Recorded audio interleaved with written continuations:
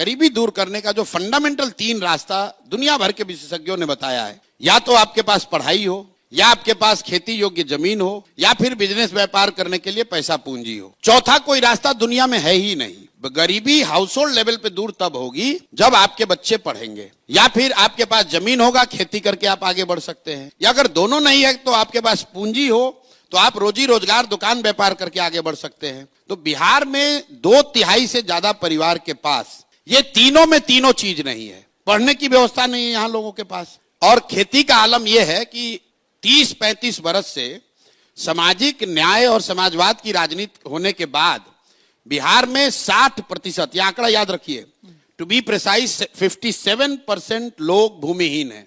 देश के स्तर पर सिर्फ 38% लोग भूमिहीन हैं, बिहार में 57% लोग भूमिहीन हैं। यहां भूमि सुधार कभी लागू नहीं किया गया। तो 100 में 60 आदमी के पास तो जमीन है ही नहीं, तो बेचारा खेती कैसे करेगा। तीसरी बात रह गई पूंजी। मान लीजिए आपको पढ़ाई नहीं है, खेती नहीं है, फिर बिजनेस व्यापार करने के लिए क्यों नहीं स्थिति है? क्योंकि आपके पास पैसा पूंजी नहीं है, और उसकी 2 वजह है। पूंजी के 2 स्रोत हैं।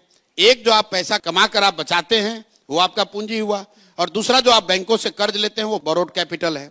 तो यहां चूंकि पर कैपिटा इनकम इतना कम है, करीब करीब 100 में 80 आदमी दिन का 100 रुपया नहीं कमा रहा है, तो बेचारा वो बचाएगा क्या और पूंजी कहां से लाएगा?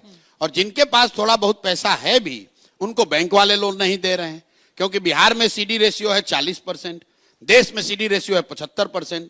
सीडी रेशियो मतलब जितना पैसा आपने बैंक में जमा किया, बैंक ने कितना पैसा वापस कर्ज के तौर पर समाज को दिया।